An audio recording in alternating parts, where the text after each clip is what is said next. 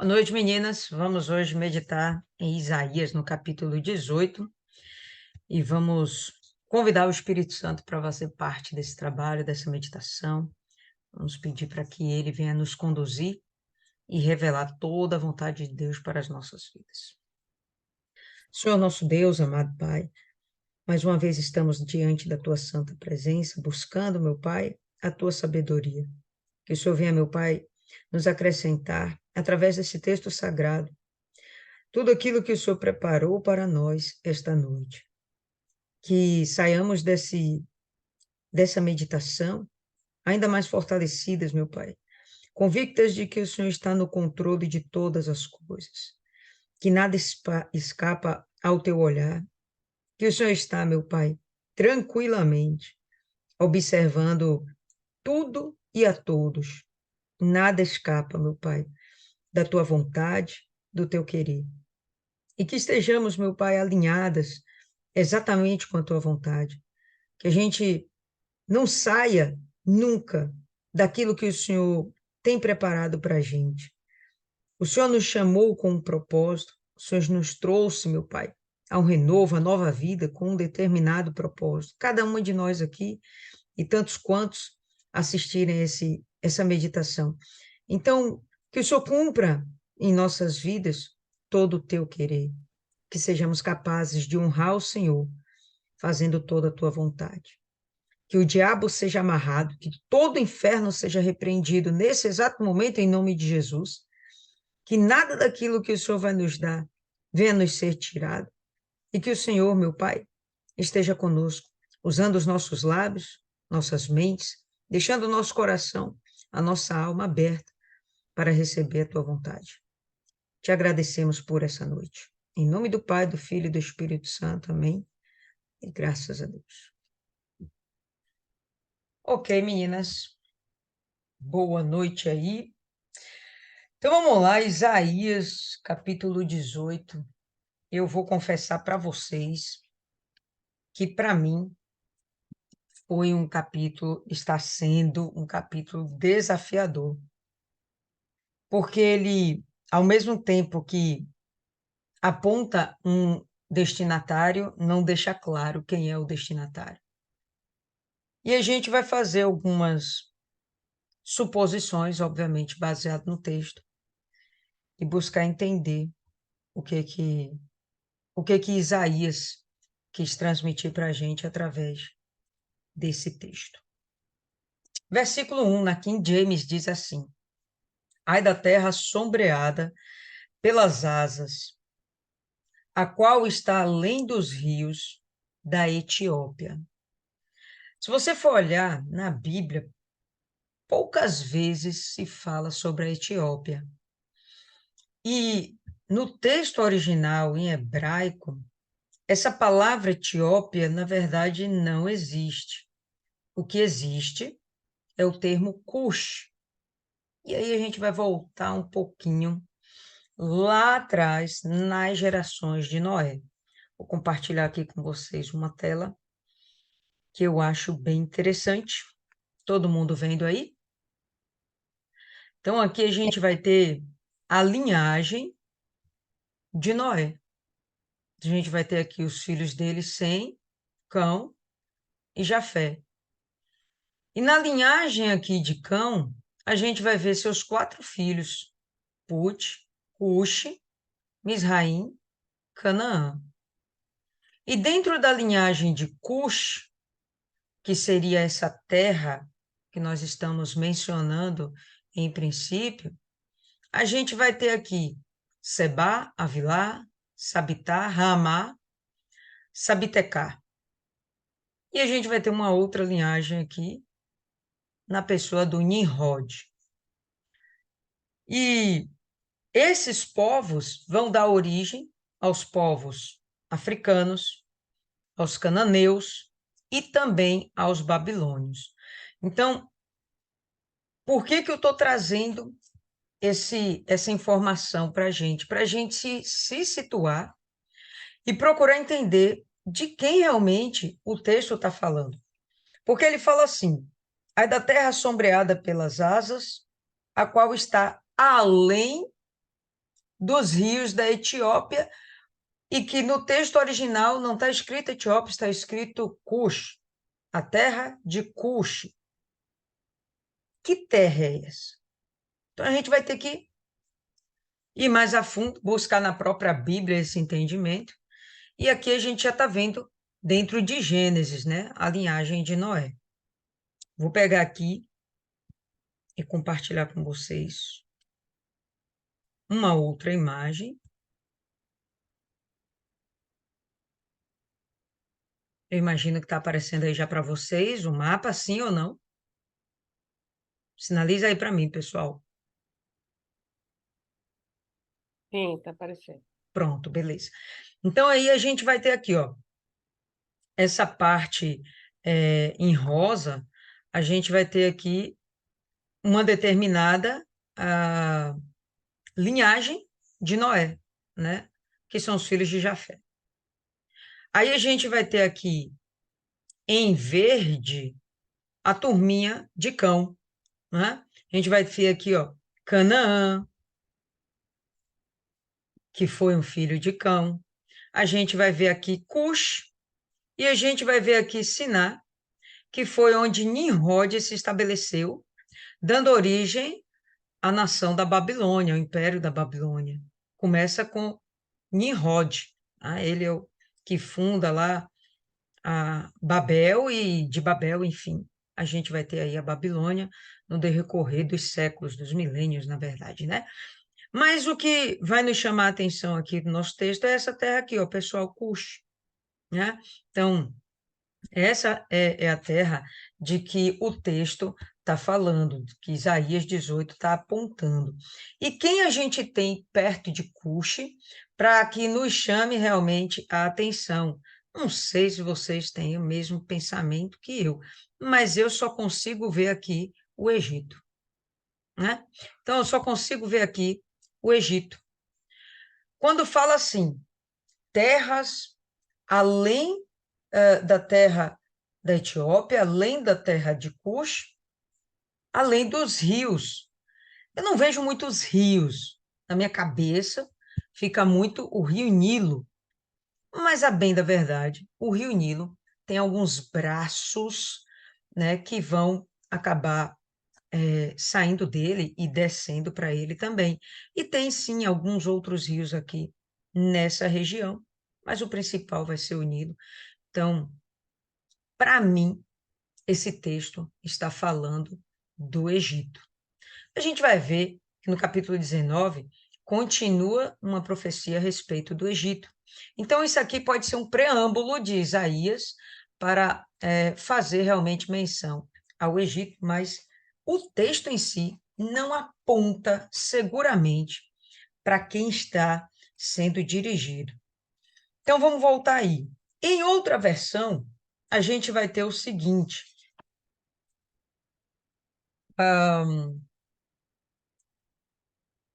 na NAA, a gente vai ter o seguinte: ai da terra onde há o roçar de muitas asas de insetos, que está além dos rios da Etiópia. E aí, pessoal, essa questão do roçar das asas, né? E aqui a gente vê roçar de asas de insetos, e todas as versões aqui que eu vou ver, elas vão falar algo e remetendo a asas. Não me parece para mim, não me parece como a gente pode dizer, uma correlação muito justa. Não faz muito sentido, para mim, não faz muito sentido o texto usar como uma referência do Egito um país de insetos. Todo lugar, quer dizer, pelo menos todo canto que tenha um clima temperado, equatorial, a gente vai ter inseto, né? Então, por que a gente sinalizar essa região como sendo a região das asas dos insetos? Eu achei que houve, na verdade, uma falha na tradução. E eu cheguei a ver um autor que ele realmente falava e defendia a seguinte ideia, de que o termo que foi usado aqui como nas nossas versões asas, asas de insetos, seria, na verdade, algo como, eu anotei aqui, prato alado. Faz algum sentido para algum de vocês? Para mim também não faz nenhum sentido. Mas foi o termo mais próximo que os hebreus, que quem escreveu esse livro, que Isaías usou para fazer menção a um artifício, a um artefato muito usado no Egito. Eu vou mostrar para vocês. Pode falar aí, Maiana.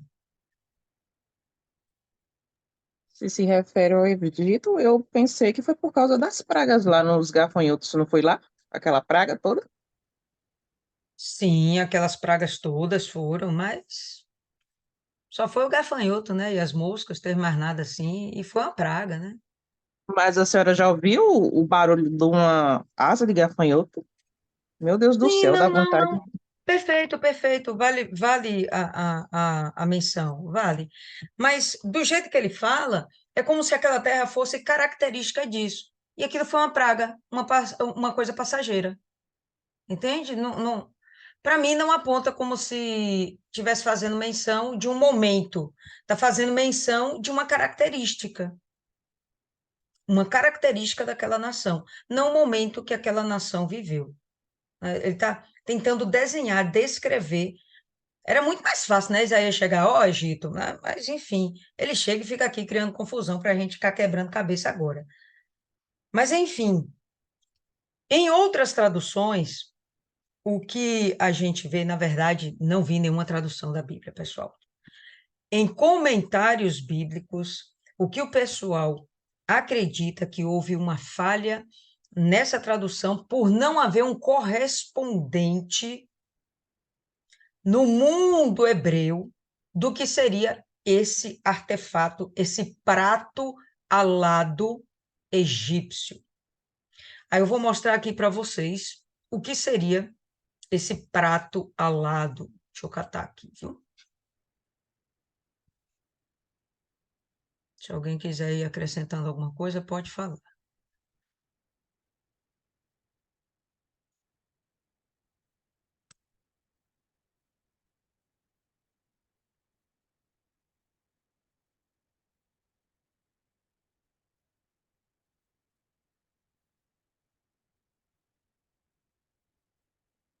Todo mundo vendo essa imagem, pessoal? Tá dando para ver? Vários, vários isso aí. Se chama sistro. Tá dando para ver aí? Todo mundo? Isso é um instrumento musical muito comum naquela época entre os egípcios. E esses instrumentos, aqui no meio, eles têm umas, como se fossem placas, umas tampinhas, o que eles chamam de pratos, por isso o prato alado, que estaria envolto no que o mais próximo possível que eles conseguiram chegar a falar de asas. Por isso um prato alado. Era um instrumento musical usado, muito usado dentro do Egito, inclusive era um instrumento que era adotado para fazer menção a uma deusa egípcia que agora eu esqueci o nome. E o som que ele faz é o seguinte, vou tocar aqui para vocês. Para mim é um som agonizante, eu não gostei não. Mas eu creio que dá aí para vocês ouvirem, né?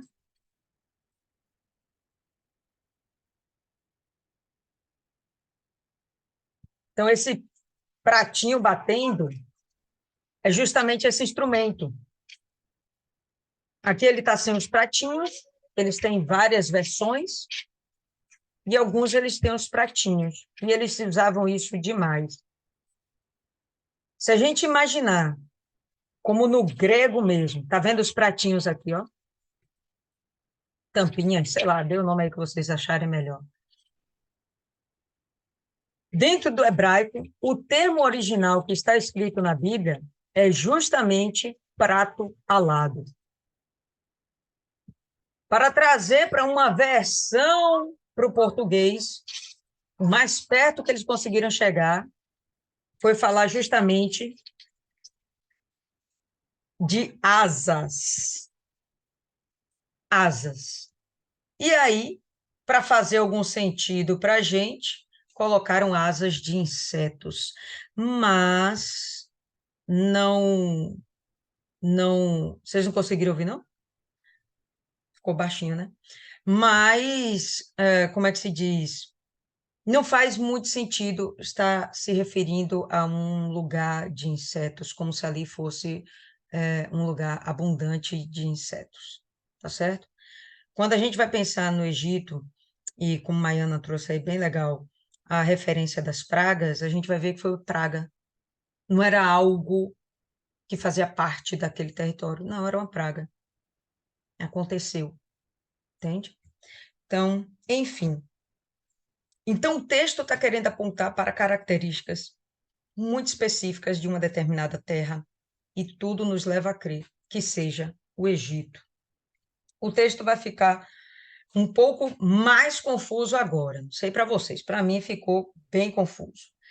Então vamos lá, a gente já conseguiu situar mais ou menos onde fica essa terra, né?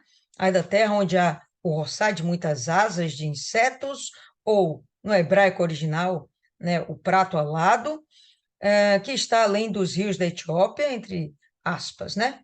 Entre os rios, além dos rios de Cush, que envia embaixadores, no meu entendimento, são pessoas que têm um cargo diplomático, né? Um apelo diplomático, são pessoas que estão indo fazer acordos diplomáticos, acordos políticos, acordos de negócios, enfim, entre nações. E aí a gente vai ver aqui o seguinte: ai dessa terra que envia embaixadores por mar, em navios de papiro, ou na sua versão pode estar de junco, sobre as águas. Mais uma vez, ele dá uma informação a respeito daquele povo.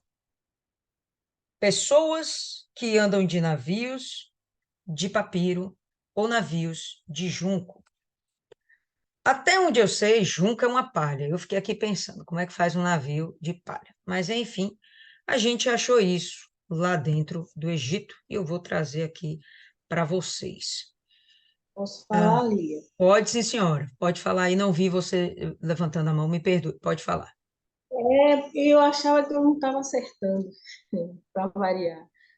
Boa noite, gente. Eu vi essa coisa no capítulo 1, aí quando juntou com 2, o versículo, né? Versículo 1, quando juntou com 2, e eu tinha lido aqui a versão, né, que tem a explicação do Bispo Macedo, e eu entendi que fala de poder. Quando fala dessa coisa de ensombreia com as suas asas, está falando, eu penso que seja de poder. Poder político não tem nada a ver com inseto, com praga, com nada. Pela explicação aqui, porque tem escrito aqui. A profecia. Ai, meu Deus, a profecia se volta agora contra a Etiópia, também conhecida como Cush, localizada ao sul do Egito. Para se tornarem fortes contra a Assíria, a Etiópia e o Egito se uniram politicamente. Por essa razão, o profeta se dirigia a essas nações sucessivamente. Então, assim, baseado nessa explicação aqui do Bispo Macedo, na Bíblia Fiel, eu entendo que essa terra aqui ensombreia com as suas asas.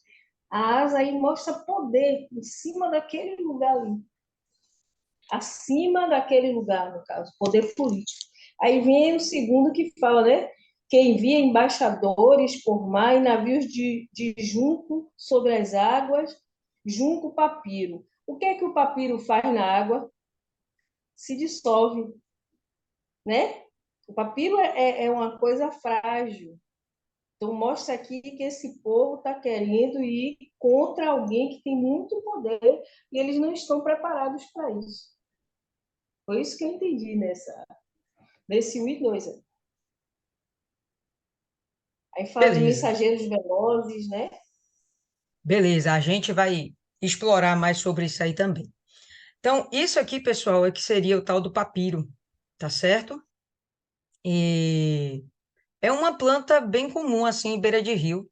A gente vê isso aqui no nosso território também, tem dessa planta, tá certo? E essa planta era usada, de fato, para fazer os papiros, uma superfície onde a escrita poderia ser registrada, e normalmente era usada para textos religiosos, né? Ou mesmo por motivos governamentais, políticos, administrativos, para registros em geral. Era uma planta que era usada para se fazer o papiro, mas também usada para se fazer as embarcações, tá certo? Então, a gente vai ter aqui, ó, ah,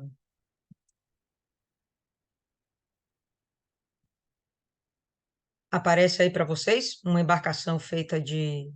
Tá aparecendo aí para vocês? Por favor, me sinalize que eu não vejo. Sim. Tá? Pronto, beleza. Então, aí, vocês vão ver uma embarcação que sim é feita de junco. E eu achei isso bem interessante, porque para mim, como a Dona Mari falou aí, parece ser um material bem frágil, mas não é não, tá? Tanto que era usado para fazer registros oficiais, então ele tinha uma certa durabilidade, lógico, que não é igual ao pergaminho. Pergaminho é feito de pele, isso aqui é feito de planta, tá? Era tratado, passava-se uma resina, enfim, e aí se faziam os papiros. E aqui a gente está vendo a embarcação feita de papiro também, e era de fato muito usada pelo Egito, tá bom? Então, muito usada aí pelo Egito. A gente vai ver aqui. E o Egito, de fato, tinha como é que a gente fala? Ah, uma frota náutica interessante, porque ele tinha lá o Rio Nilo, né? Então, eles navegavam bastante pelo Rio Nilo. É isso aí, Isis. Leve, flutua e não tinha piche, viu? Eles usavam um outro tipo lá de material, um tipo de resina, mas isso, resina, mas não era bem o piche. O piche está mais lá para o lado do Oriente Médio e era realmente usado por outras civilizações. Então, a gente vai ver aqui sinais, né? Mostrando para onde o texto está se dirigindo. Pode falar, Isis. É que a gente tem uma visão diferente da África. A África tem uma visão de que é um lugar remoto, pouco civilizado, e ao contrário, uma das regiões mais antigas e tem uma das civilizações também mais antigas. E essas civilizações com reis, com tropas, aqui na minha versão fala de mensageiros, e esse país nos manda os seus mensageiros que descem o rio Nilo em barcos feitos de junco. Então, você vê aí uma tecnologia, tinha uma evolução, tinha um conhecimento, e tão prova disso é a rainha de Sabá, que lá na Bíblia diz que ela vem dessa região da Etiópia, e ela vinha carregada de riquezas, de elefantes, e realmente tinha muita riqueza, muita civilização. Era um lugar realmente muito rico. Até hoje a África é rico em materiais, em ouro, em pedras preciosas. E era um lugar muito civilizado. E a gente vê que essas civilizações elas estão sendo castigadas justamente por não reconhecer Deus como o único Deus. Essa miscigenação, não, mas essa quantidade enorme de divindades, isso era prejudicial, porque não deixava que as pessoas reconhecessem. que existe um único Deus, levando a outras práticas imorais que Deus realmente não aprova. Queria contribuir com isso. Perfeito, Isis, isso mesmo. A gente vai ver no final da meditação, o propósito é justamente apontando para essa idolatria das demais nações, tá certo? E, de fato, para mim, pelo que eu tenho visto até hoje, uma das nações menos desenvolvidas, pelo menos naquela época, era Israel. Mas as outras nações eram potências. Gente, as pirâmides do Egito existem até hoje. Quem construiu aquele negócio? Aqueles blocos de mais de toneladas, sabe? Então, os caras realmente tinham um desenvolvimento na engenharia impressionante. Eles tinham um desenvolvimento nas ciências naturais impressionante, tá? Então, não... O Egito era desenvolvido. Hoje o Egito está muito paradinho, viu, pessoal? O Egito hoje, depois que ele saiu dessa posição áurea desse período, né, da história antiga, ele começou a declinar, declinar, declinar. Ele perdeu muito a expressividade dele. Mas, naquela época, era uma potência. Realmente, aí não tem como a gente dizer. Vê pelas construções. Você procura as construções da época de Israel, era aproveitando aquilo que os cananeus deixaram. Tem nada de muito novo, né? Tem nada de muito novo. Já as outras nações não, criavam realmente lá suas cidades, muito bem estabelecidas, construídas com pedra. Os hebreus viviam em cabanas, né? Quando eles entram em outras terras, é que eles começam a fazer edificações propriamente ditas, né? Porque, em princípio, também era um povo meio nômade. Bom, vamos lá. Então, vamos lá.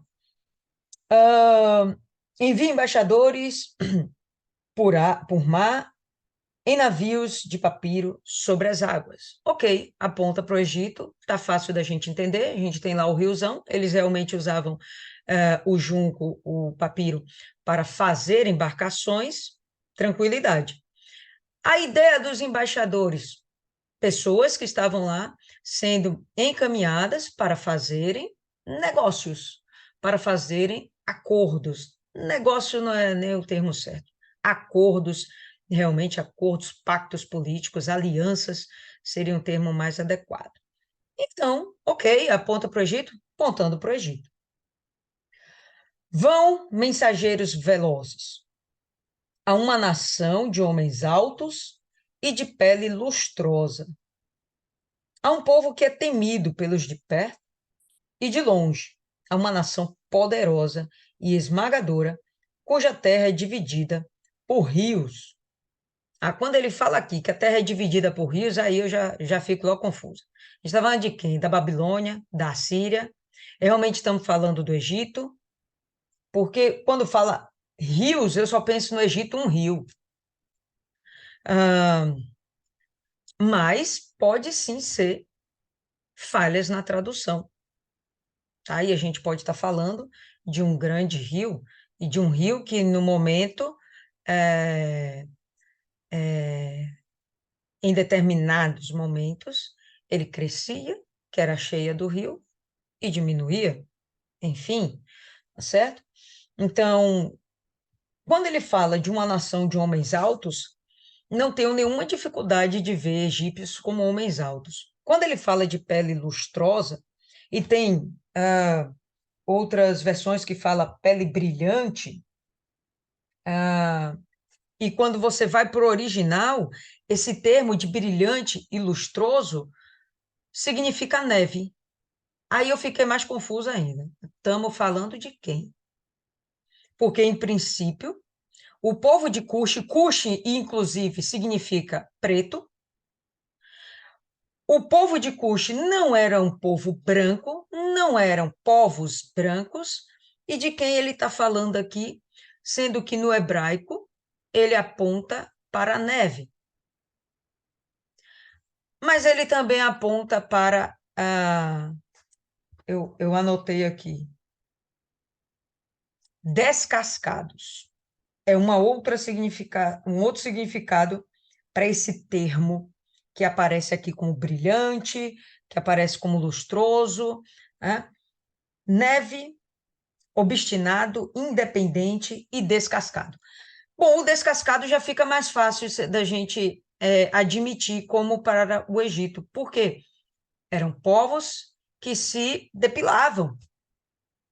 Aí já fica mais fácil a gente entender como descascado, como polido, pele lustrosa, ok, aí já faz algum sentido mais, né? No sentido de que, de fato, eles eliminavam o pelo do seu corpo todo, né?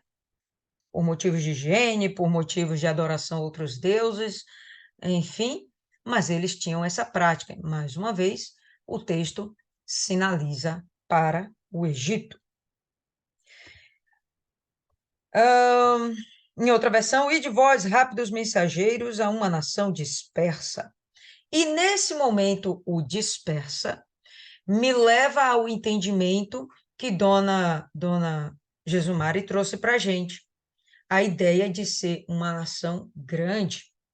Era dispersa porque era uma nação muito grande, não dava para ficar concentrada. Era uma nação grande, ok? Uma nação dispersa, de pele brilhante, dá para entender também quando a gente imagina que são pessoas depiladas. Um povo terrível desde o seu início até aqui, e sim, o Egito era um povo potência na época, um povo temido, teve o seu momento de paz com Israel, mas a gente vê que sempre foi um povo de guerra, povo conquistador, né? Um império que realmente ele tinha propósitos de crescer e de anexar territórios e povos ao seu próprio território. Pode falar, Isis.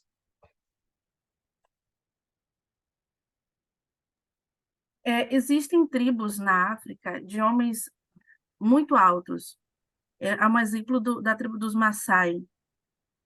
Eles são bem altos e bem retintos. E no sol, né, no sol da África, essa pele retinta realmente brilha. Fica bem no céu. Não sei se vocês já viram aquelas mulheres negras maravilhosas, a pele chega a brilha.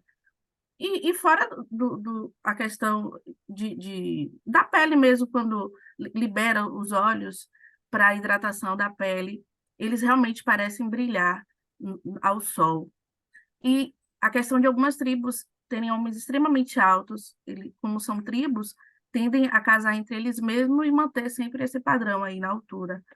Então, imagino que seja um povo realmente próximo à África, próximo ao Egito, a civilização do Egito, uma civilização aí um pouco mais afastada, com essas características de homens altos, fortes, de pele bem retinta, por isso o lustroso, que tem mais a ver com brilho.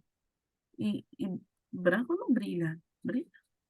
Brilha. Eu acho que está mais relacionado, ainda mais que é uma região da África, desses homens de pele bem retinta que brilham ao sol. É isso.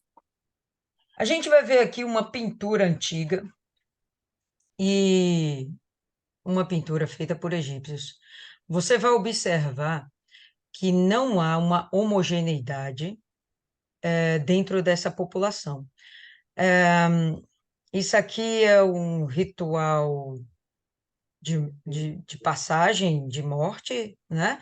E a gente vai ver aqui que o coração está sendo pesado. Mas não é o que interessa. O que eu quero mostrar para vocês é que tem uma fila de pessoas aqui que vão passar por esse processo. E você vai ver um moreninho, você vai ver uma branquinha, você vai ver um mais escurinho. Então, você vai perceber que existe uma miscigenação nesses povos. Tá? Eles não são puramente negros. Não. O Egito em si não é aquele negócio que você chega, pô, negão. Não, não é. Agora, quando eu fui lá para a França, já falei aqui com vocês, quando eu fui lá para Paris, num bairro que tem lá, que é só de negros, negros que são que vão da África das colônias francesas na África para lá, para a França. Eles têm liberdade para irem para lá e morar lá, enfim. Quando eu vi os negros, são negros de responsa, é 2 metros de altura e o negócio é preto, que realmente é preto mesmo, entendeu? Então, são raçudos mesmo. Mas aqui a gente vai ver que em várias ilustrações das cenas do Egito, eles mesmos dão cores aos seus habitantes, tá? Eu vou mostrar uma outra aqui para vocês, que eu achei interessante.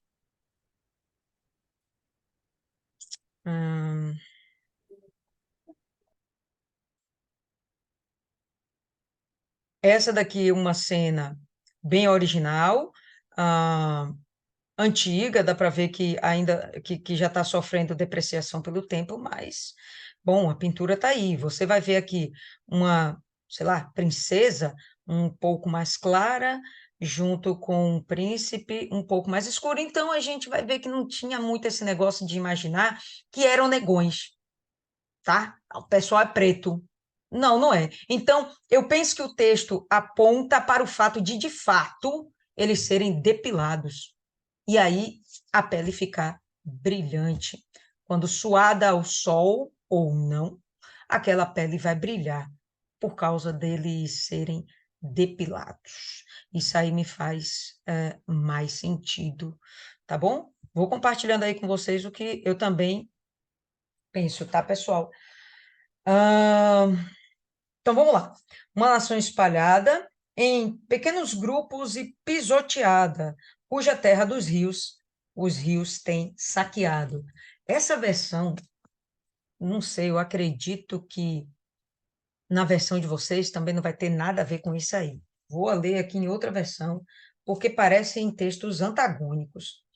Em outra versão, a gente vai ter aqui: vão mensageiros velozes a uma nação de homens altos, pedras lustrosas, já passamos isso aí. Um povo que é temido pelos de perto, pelos de longe, uma nação poderosa, esmagadora, cuja terra é dividida por rios. O texto completamente diferente, né? Aqui a terra é dividida por rios. Eu ainda vou ficar com aquele negócio. Meu Deus, que tanto de rio é esse? Mas eu vou ter aqui uma outra imagem. Compartilhar aqui com vocês.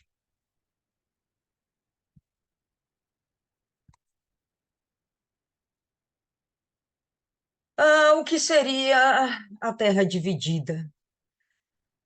E não seria necessariamente uma terra dividida, mas uma terra entrecortada pelo rio, o principal, o Nilo, mas sem dúvida existem outros afluentes para esse rio e que estão nessa região, além dos rios de Cush. E aí a gente vai ver, pessoal, que é uma situação onde, de um lado, a gente vai ter aqui uma parte do território sendo cultivado, a gente está vendo aqui a pesca, a gente está vendo aqui o cultivo, né, o plantio. Do outro lado, a gente está vendo aqui as embarcações, ó, levando as pedras, deve estar indo construir as pirâmides lá no Egito, ó, tá? A gente está vendo aqui que o terreno, o solo, sofre as cheias do rio, quando o rio vai, cobre toda essa região, né? Aquela lama que fica, aquele lodo que fica depois que o rio esvazia, super legal, uma matéria orgânica muito boa para tornar o solo fértil e produzir, sei lá o que eles quiserem lá. Dentro dessa produção vai ter, inclusive, alimento para os seus animais e eles vão ter uma criação muito próspera. Tanto na agricultura quanto na pecuária, eles vão estar desenvolvidos. E aí ainda vão ter as embarcações, né? Um desenvolvimento naval também, tá? Tudo aponta para o Egito. Aqui. Então, vamos continuar aí. Verso 3. Todos vocês, habitantes do mundo, os moradores da terra, olhem bem quando a bandeira for levantada nos montes. Quando a trombeta soar, escutem. Então, Isaías para de se reportar a uma determinada localidade, onde pensamos aqui ser o Egito. Ele para de se reportar ao Egito, ele diz Sumai sobre o Egito, para de se reportar sobre o Egito, ele agora dá um sinal para o mundo, né? Ele alerta, ó, todos vocês, habitantes do mundo, moradores da terra. Como é que está aqui? Vou marcar aqui em outra versão. A gente vai ter vós, todos os habitantes do mundo, vós, os moradores da terra. Quando se arvorar a bandeira nos montes, o vereis, e quando se tocar a trombeta, o ouvireis. Então, ele está apontando para um sinal que está por vir. Que sinal é esse? Vamos continuar lendo o texto para tentar interpretar melhor isso aí. Mas uma coisa é certa. Vai ser arvorada uma bandeira, já falamos sobre isso também. Sempre que se levanta uma bandeira, se reúnem exércitos. Quando se toca a trombeta, anuncia-se a guerra. Então, é um momento preparado para uma batalha. Tá? Verso 4. Porque o Senhor me disse, abre parênteses, olhando da minha morada, estarei calmo, como o ardor do sol resplandecente, como a nuvem do orvalho, no tempo quente da colheita.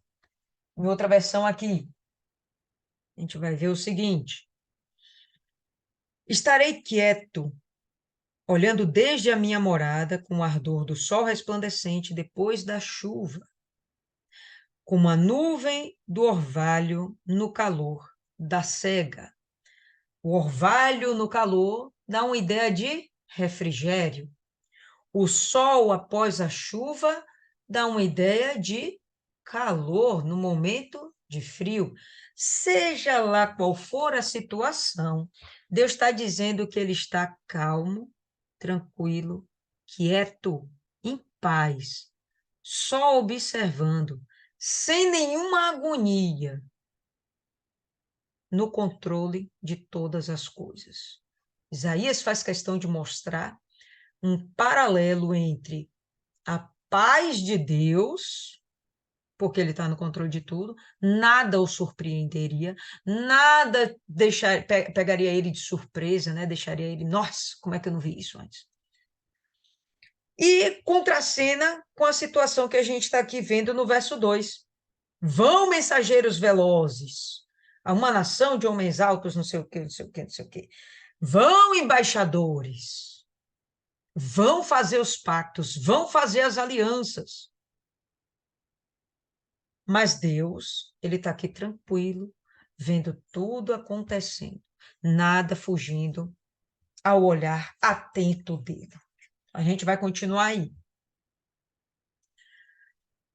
Porque antes da cega, antes da colheita, quando já o fruto está perfeito e passada a flor, as uvas verdes amadurecerem, então a foice podará os ramos e tirará os ramos e os lançará fora.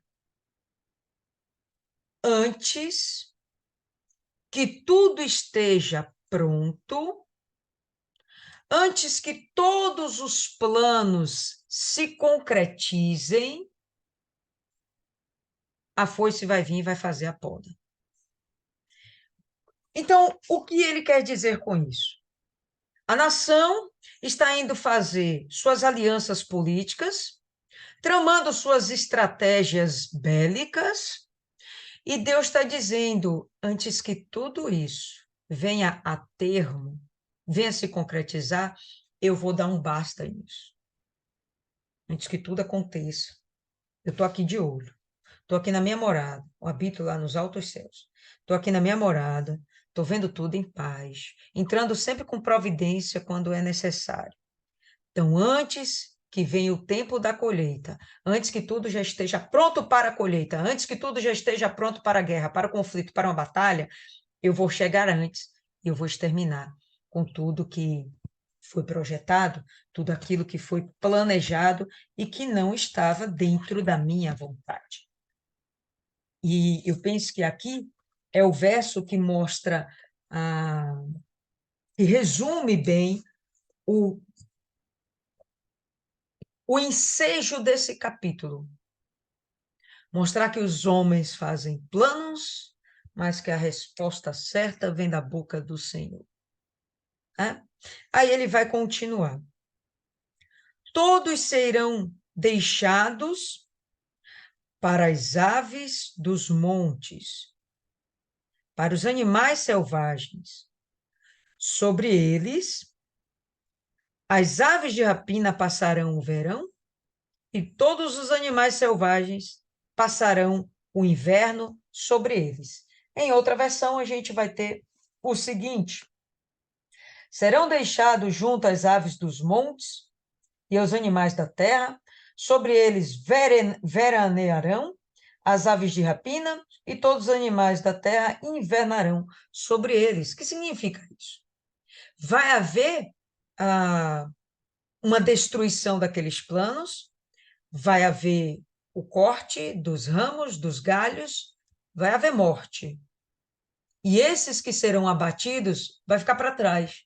Vai servir de alimento para as feras e não vão ser mais lembrados. Vai continuar aqui. Naquele tempo, será levado um presente ao Senhor dos Exércitos por um povo de homens altos e de pele lustrosa. Povo que é temido pelos de perto e de longe, por uma nação poderosa e esmagadora, cuja terra é dividida por rios. Bom, ele começa falando, ai dessa terra, e ele termina dizendo, olha, essa terra vai me servir. Que momento, pessoal, isso acontece? De fato, Isis, exatamente, isso aqui é uma palavra de sentença. Que momento isso vai acontecer de fato, essa nação, o Egito, está servindo a Deus? A gente vai ver isso em alguns momentos, pessoal, eu vou compartilhar com vocês, e aí vocês escolhem qual o melhor momento que vocês acham que se encaixa essa profecia. Não diria isso, Isis. Isis colocou aqui, né, que essa nação vai tentar comprar a misericórdia de Deus. Talvez eles não tentem comprar a misericórdia de Deus, talvez eles realmente estejam sendo gratos pela misericórdia de Deus. E aí a gente vai fazer o seguinte, pessoal. Vamos abrir aí em 2 Crônicas, no capítulo 32. 2 Crônicas, capítulo 32.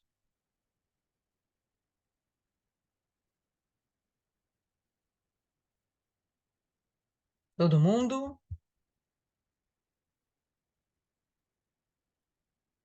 Verso 23. Ou melhor, vamos começar do verso 22. Ou melhor, vamos começar do 21.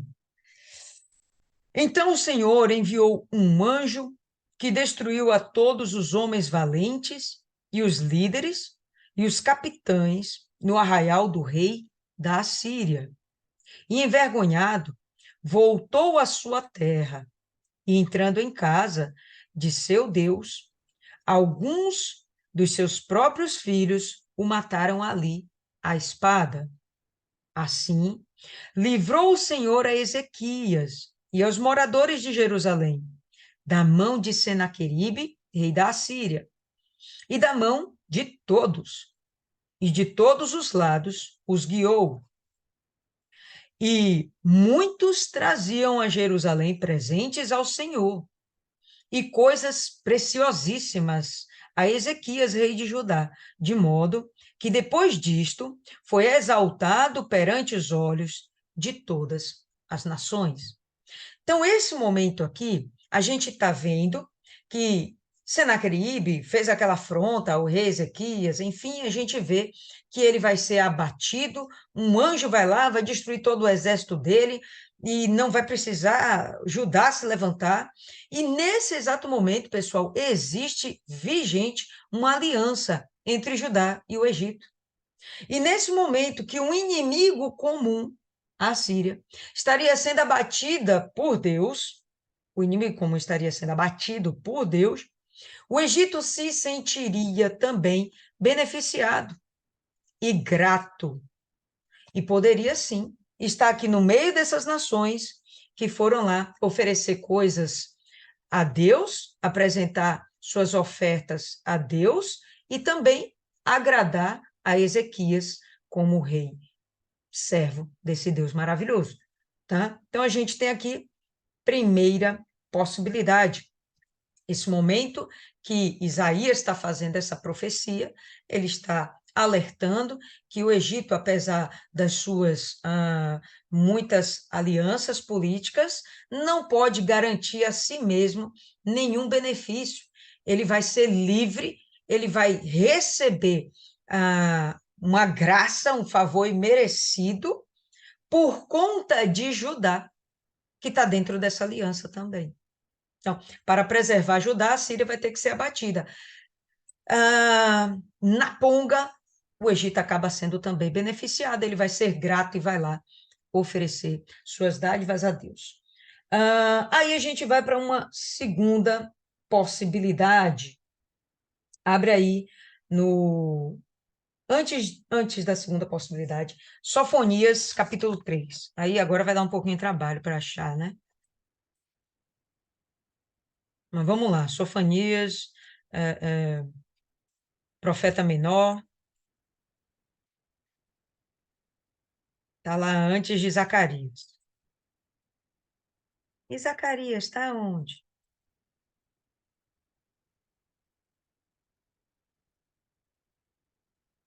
Está lá antes de Malaquias. Todo mundo achou aí já? Sofonias? Facinho de achar, tá? Entre Gênesis e Apocalipse, abre aí rapidinho, abriram? Então vamos nessa. Sofonias, capítulo 3, a gente vai ter o seguinte no verso 10. Vamos começar do verso 9, que fica mais interessante. Então darei lábios puros aos povos, para que todos invoquem o nome do Senhor, todos invoquem o nome do Senhor e o sirvam de comum acordo.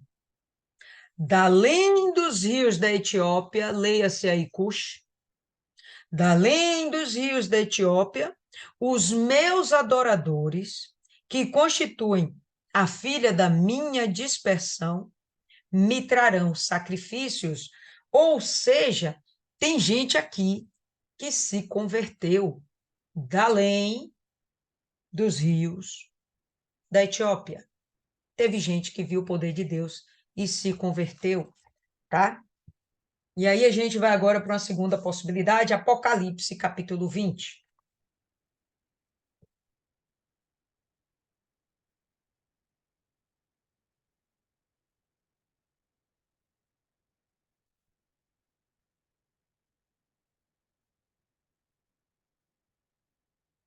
Todo mundo? Apocalipse não tem como errar, né? Tá de boa aí. Capítulo 20, a gente vai ler a partir do verso 1. Então vi descer do céu um anjo que tinha a chave do abismo e uma grande cadeia na mão. Ele prendeu o dragão, a antiga serpente, que é o diabo e Satanás, e o amarrou por 1000 anos. Lançou-o no abismo ali e encerrou e selou sobre ele, para que não enganasse mais as nações, até que se completassem 1000 anos. Depois disso, é necessário que seja solto por um pouco de tempo. Vi também tronos, e aos que se assentaram sobre eles foi-lhes dado o poder de julgar, e vi as almas daqueles que foram degolados por causa do testemunho de Jesus e pela palavra de Deus, que não adoraram a besta, nem a sua imagem, e não receberam o sinal na testa, nem nas mãos. Eles reviveram e reinaram com Cristo durante 1000 anos. Os outros mortos, porém, não reviveram, até que os 1000 anos se completassem. Esta é a primeira ressurreição. Bem-aventurado e santo aquele que tem parte na primeira ressurreição. Sobre eles não tem poder a segunda morte, mas serão sacerdotes de Deus e de Cristo e reinarão com ele durante os 1000 anos. Então, pessoal, esse daqui é mais um momento a que o texto que estamos estudando em Isaías está se referindo. O momento onde todas as nações estarão vivendo o período do milênio e todos subirão a Israel. Todos irão a Sião aprender a sua lei. E lá sim adorarão o Deus único e verdadeiro. Por quê? Porque agora eles já sabem, não tem outros deuses. Jesus ressuscitou e voltou dos céus para instaurar o seu reino aqui na terra. Não tem como eles serem equivocados. Todos adorarão a Deus. Adorarão no Monte Sião.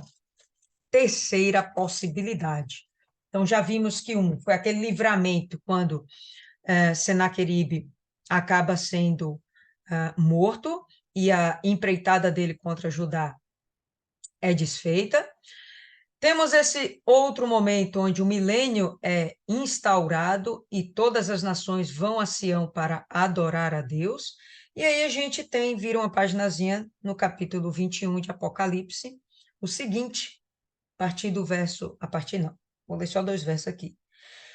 Então, verso 1, vi um novo céu e uma nova terra, pois já o primeiro céu e a primeira terra passaram e o mar já não existe.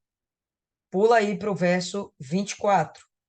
As nações andarão à sua luz, e os reis da terra trarão para ela a sua glória e honra. Estamos vendo aqui todo o final de todas as coisas. Depois do milênio, a gente sabe que ainda vai ter uma grande guerra, Gog e Magog, pá. E depois vai ter, sim, o juízo final, acaba-se tudo, e vai ter os novos céus, a nova terra, a nova Jerusalém, onde todas as nações também subirão para adorar a Deus. E estarão lá reverenciando esse Deus. Então, dentro dessas 3 possibilidades, ou até mesmo essas 3 possibilidades, o texto pode estar sinalizando Isaías 18, tá bom?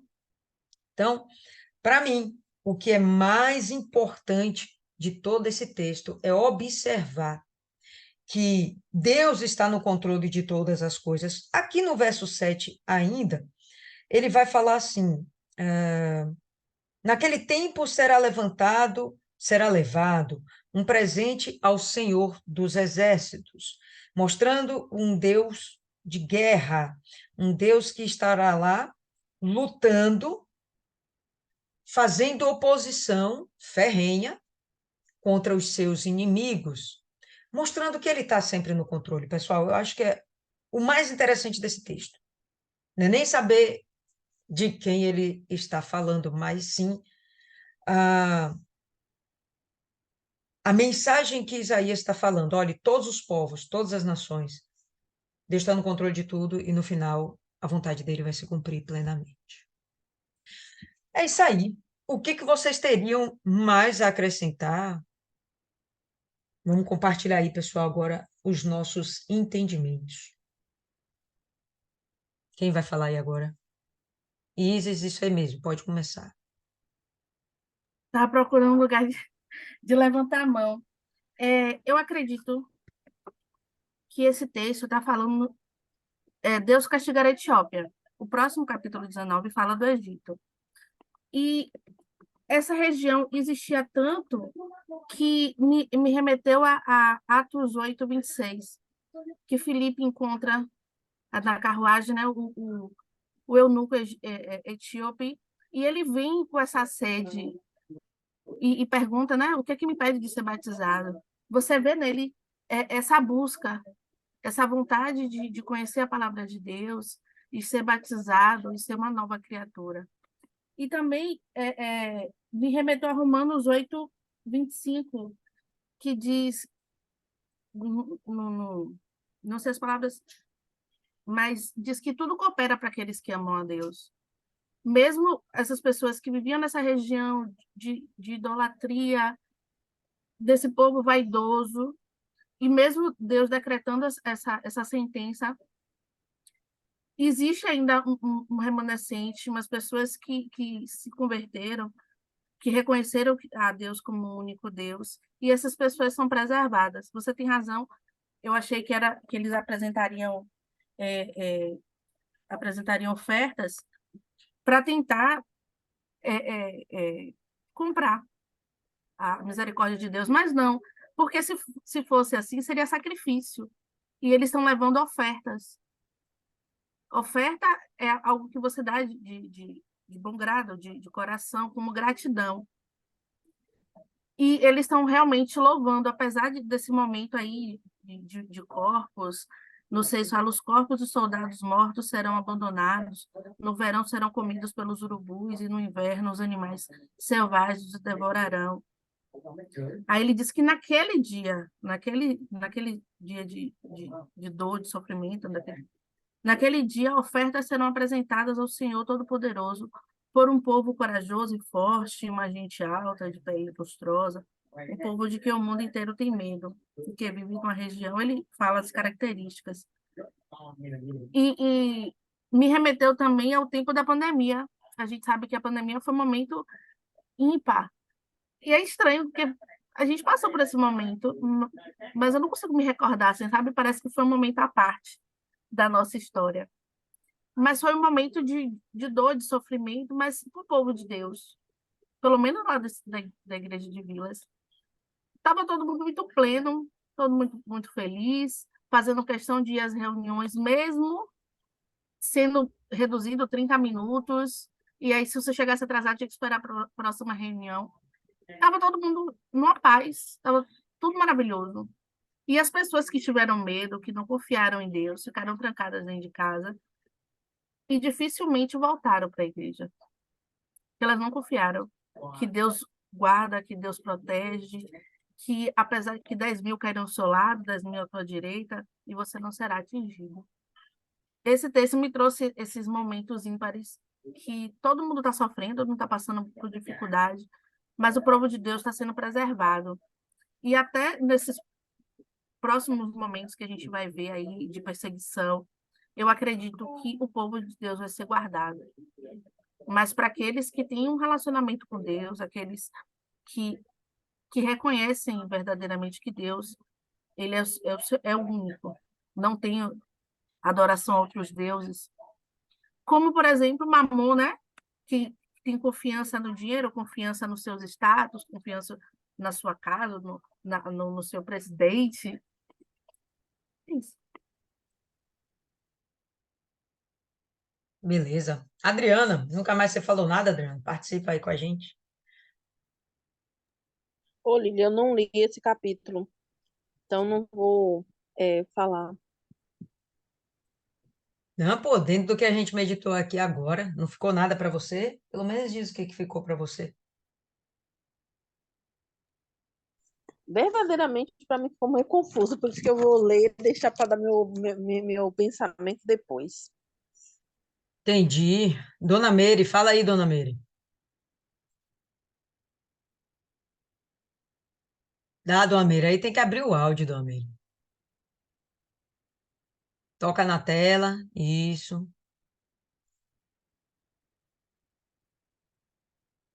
Ainda não abriu, não. Toca na tela, tem um microfonezinho vermelhinho, aí aperta nele até ficar verdinho. Deu certo, não. Que guerra. Então já tá um rapazinho, viu?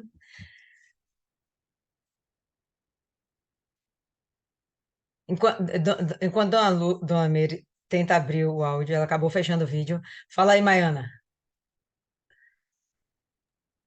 Me tira uma dúvida antes. No começo, Hum, Jeremias está falando que é o pessoal do Egito que vai mandar seus oficiais ir de encontro a essa nação, ou Deus que vai mandar essa nação ir contra o Egito? Jeremias não, Isaías, né? Eu já falei que eu confundo esses dois, né? Meu Deus, a gente está lendo o livro com confunde, Frei. Só o Eu tô pai. falando aqui, eu não tô prestando atenção, eu confundo. Ai, ai, ai. Rapaz, ó. Sim, você entendeu, a senhora entendeu. É porque assim, eu lendo e relendo, é como se Deus estivesse falando para eles. Você pode mandar, você pode ir atrás de quem você quiser. Isso não me abala. E vai acontecer o mesmo que aconteceu com aquele povo que contratou Balaão para amaldiçoar Israel, que foi lá para ir contra e acabou sendo abençoado. Só que diferente de Balaão, que era meio mercenário, ou era completamente mercenário, esse povo se voltou para Deus. E quando a senhora estava falando aí dos poderes e tal, é que as outras nações eram subdesenvolvidas, não, eram bem desenvolvidas, porque a gente vê que o Egito tinha lá as construções das pirâmides. A Babilônia tinha os jardins e eram donos da matemática, tinha os caldeus que estudavam os astros. Não vou nem entrar nesse detalhe. Tinha os assírios também que construíam estradas. Fizeram, inclusive, uma ponte com vários barcos para poder atacar. E o povo de Israel não tinha isso. Mas por que, que o povo de Israel não tinha isso? Porque eles tinham Deus. Eles não precisavam se preocupar com nada porque Deus provia. Deus provia até quando eles não mereciam por causa da fidelidade da palavra dele. Eu estou falando muito alto. Não. E assim, aquele povo tinha esse conhecimento, toda essa sabedoria, porque eles tinham que se virar por eles mesmos. Eles não tinham um Deus para defender eles. Pelo contrário, eles que tinham que defender o Deus dele, os deuses dele. Então, para que eu vou querer defender, adorar um Deus que não foi nada por mim? Que se cair de um alto vai quebrar e não tem nem poder para se juntar os pedaços e se reconstruir. Que se eu não esconder ele, ele vai ficar lá vulnerável e não vai fazer nada nem por ele mesmo. Já começa daí. Eles não vão poder fazer nada nem por eles mesmos. E o que eles ainda conquistavam, Deus dava para o povo dele. Porque cada cidade que o povo conquistou, estava lá, já tinha suas qualidades, já tinha seus bens, e a palavra não é essa, é privilégios. Eles iam lá e usufruíam, com exceção daquela cidade que Deus destruiu tudo, disse que não queria nada, mas assim mesmo, eles tinham um solo fértil, o que plantava nascia e nascia grande.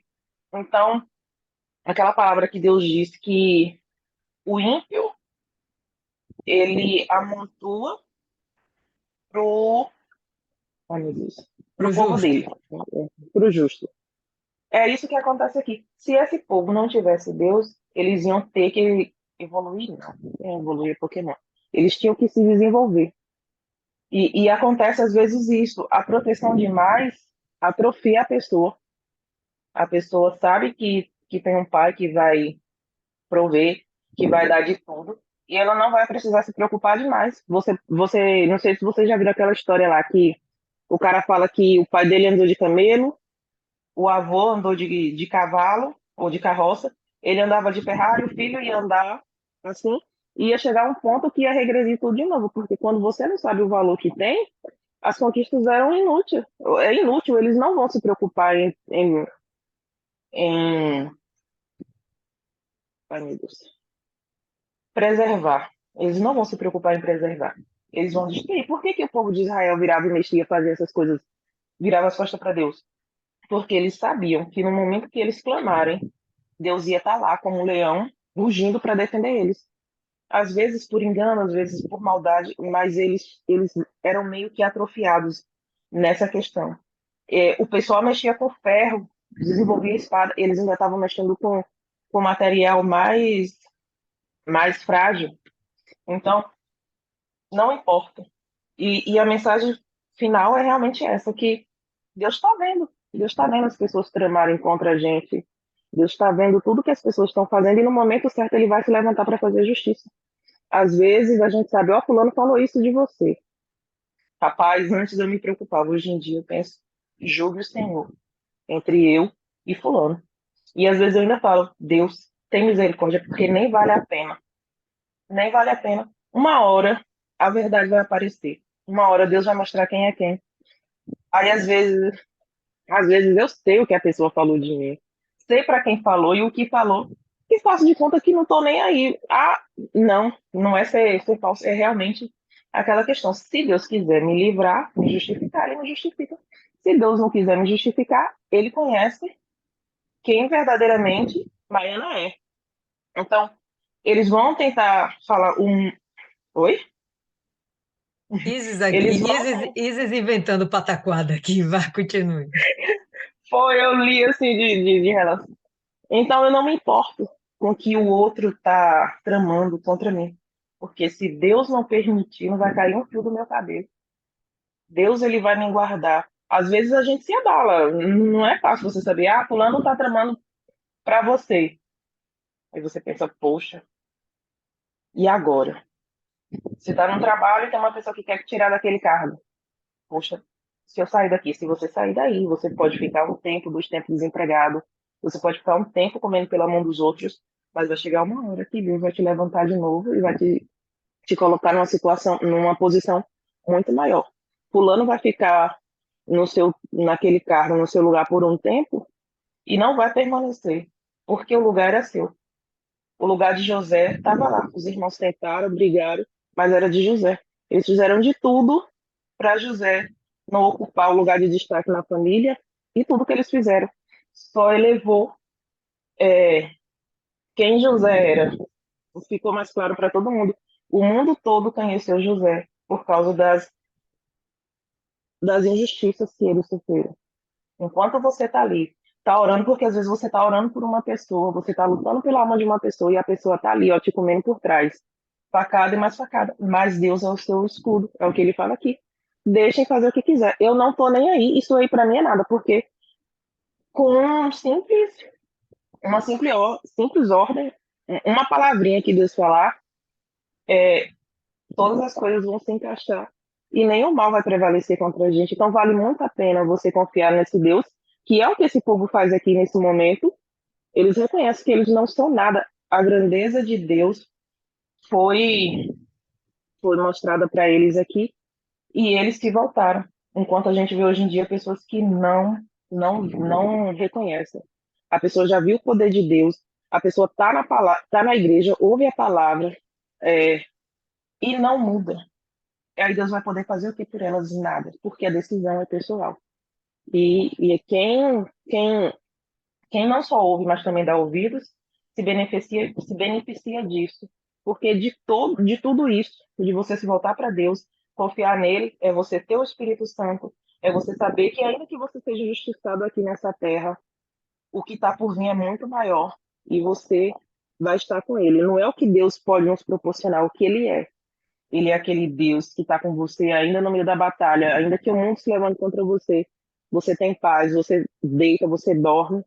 E os outros não têm isso, porque quanto mais eles conquistam, mais eles têm que ficar atentos. Eles não têm paz, porque se eles cochilarem, os outros vão vir, vão derrubar eles, e eles não têm quem os proteja. São como os filhos órfãos. Perfeito.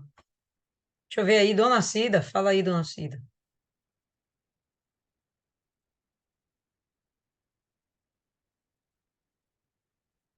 Quando você estava falando aí, Maiana, estou esperando a senhora abrir aí, viu, dona Cida? Já Já abriu? abriu. Vá, pode falar, pode falar. Ah, dona Lília, eu não tenho muito o que falar, não, viu? O que eu fiquei. Foi do cinco ao 7. Confesso que quando eu li isso aqui, eu fiquei meio que, assim, assombrada, né? Porque é tudo que é a Bíblia, como eu falo, a Bíblia é acontecimento para a gente, está tudo aqui escrito que a gente está passando, vai passar, e quando ele falar aquele dia, é aquele dia do juízo, né? É, é muito forte, esse capítulo aqui da destruição é muito forte. Eu não entendi muito, né? Mas fiquei meio que é do 4 ao 7. É do 4 ao 7. Porque assim me disse o Senhor, está olhando desde a minha morada, com o ardor do sol resplandecente depois da chuva, como a nuvem e o orvalho no calor da cega. Imagina, aí eu fico assim, eu digo, meu Deus, é muito, vai ser muito.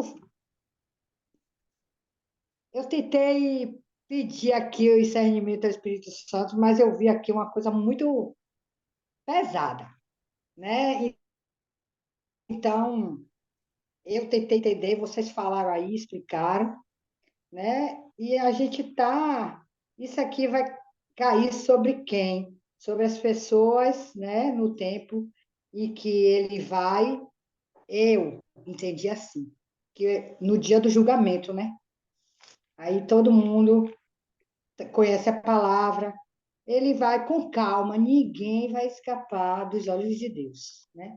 Por tudo que fazemos, né?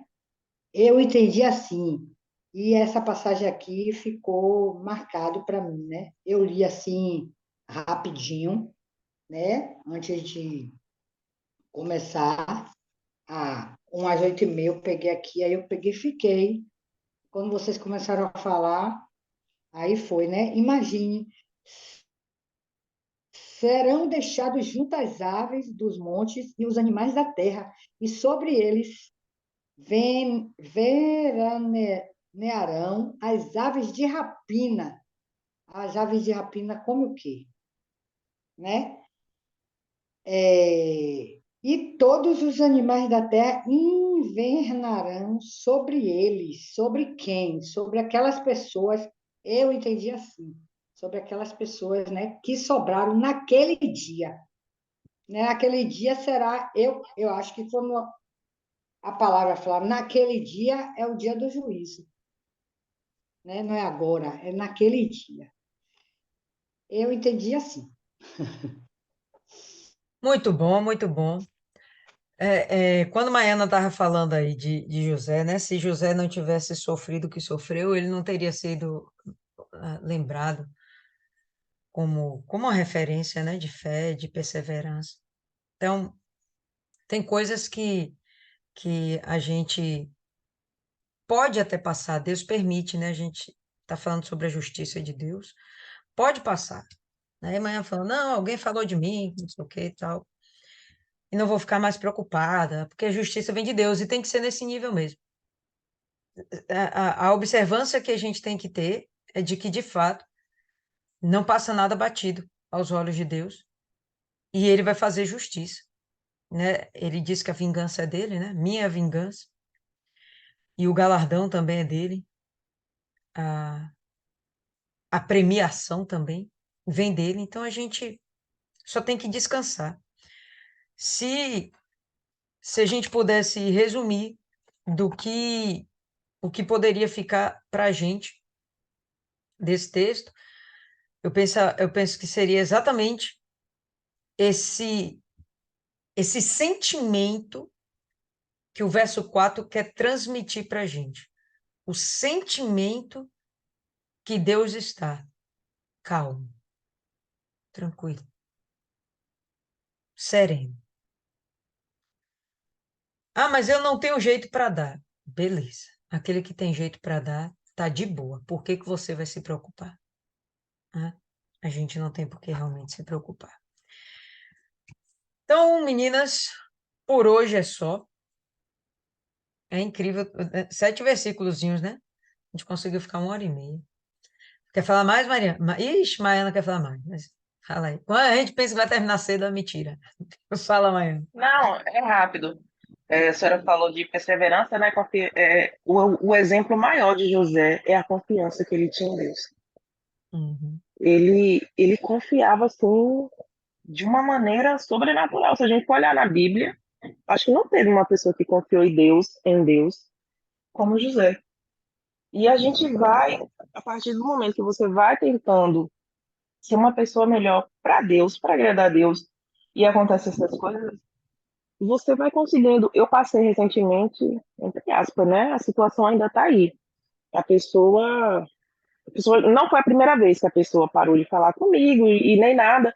E umas duas vezes eu ainda fui falar com a pessoa, em umas duas outras situações. É, fui lá, pedi perdão e tudo mais. Aí chegou num ponto que, de novo, do nada aconteceu isso. E eu falei, eu não vou falar mais com a pessoa, não vou pedir perdão, porque a minha consciência está limpa. Quando você fala, fulano tá estranho comigo, eu não sei por que foi. Você fala, eu não sei por que foi. A consciência vai lá naquele exato momento que você falou uma palavra, que você fez algo e te acusa. E aí uma terceira pessoa se meteu. Se meteu assim, não no sentido de fazer mais confusão, mas ela chegou para mim e falou, ó, o- ela percebeu, eu não cheguei para ela para contar, ela percebeu porque um dia ela presenciou, duas vezes ela presenciou a cena e duas vezes no mesmo dia. Aí ela, eu vou falar com a pessoa. Eu falei, não vá, não vá, porque eu tô tranquila. Eu não vou pedir perdão e nem vou tirar satisfação, porque se para essa pessoa ela está agindo corretamente, sou eu que vou mudar o pensamento dela? De jeito nenhum. Aí mesmo assim, a teimosia falou mais alto, a pessoa foi lá e conversou com a outra e ela duas vezes, várias vezes ela tentou tocar no assunto comigo. E eu falando, eu não quero saber. Eu não quero saber. Se a pessoa não veio até a mim, tem completa liberdade para chegar até a mim, falar o que quiser. Porque qualquer pessoa, eu acho, eu dou essa liberdade. Você pode vir falar comigo qualquer coisa, independente se eu fiz ou não, que eu vou parar para te ouvir. Eu posso não te dizer nada, às vezes minha cara vai falar por mim, eu controlo a minha língua, a minha cara eu não controlo não. Mas eu vou ouvir. Porque se eu tenho um problema com a pessoa, eu só posso resolver com a pessoa. Nem com Deus eu posso resolver, porque o problema é eu e a pessoa. E aí, nisso, a pessoa insistiu que queria, né? Tipo, insistiu querendo me falar. Ó, eu entreguei para Deus, eu não tenho raiva, não tenho mágoa.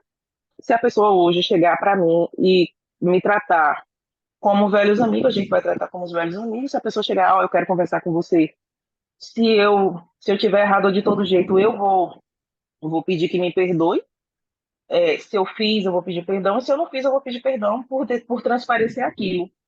Mas eu querer saber o que foi que aconteceu para gerar picuinha de novo, para me sujar meu coração, não vale a pena. E a gente vê isso com José. Ele foi acusado de várias coisas e ele estava lá sossegado. Ele foi para a prisão, fez tudo. Mas ele confiava. Eu confio em Deus. Eu estou confiando em Deus, na verdade, aprendendo a confiar em Deus nesse nível.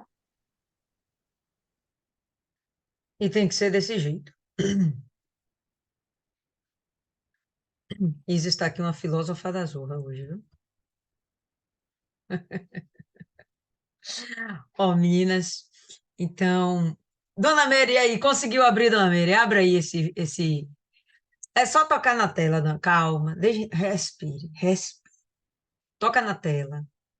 Aí vai aparecer lá cá embaixo, na barrinha embaixo, no canto esquerdo, o microfonezinho. Aí a senhora toca no microfonezinho. Primeiro toca embaixo, vai aparecer, depois a senhora toca no microfone.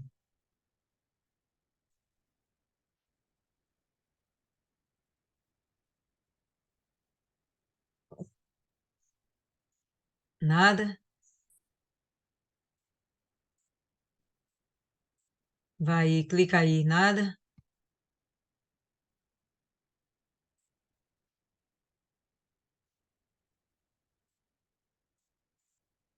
Ficou estreito. Então, deixa, deixa para lá, amanhã a senhora, amanhã não, terça-feira a senhora fala com a gente. Então, meninas, por hoje é só. Vou pedir aí para Dona Ana fazer a oração final, tá bom, Dona Ana? Por favor.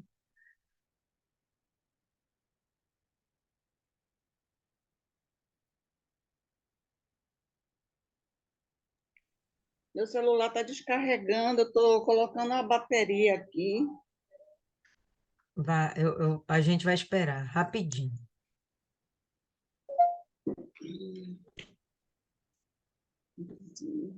Pronto, já está carregando.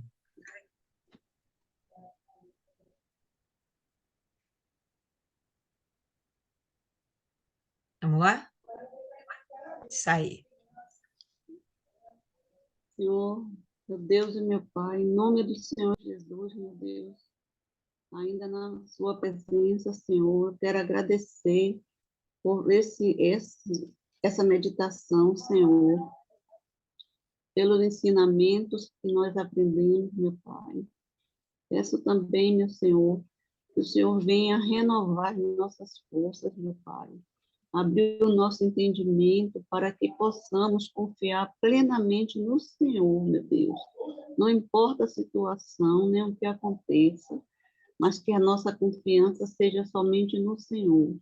Porque o Senhor, meu Pai, está lá do seu trono, mas os teus olhos passeiam por toda a terra, vendo tudo o que acontece, Senhor.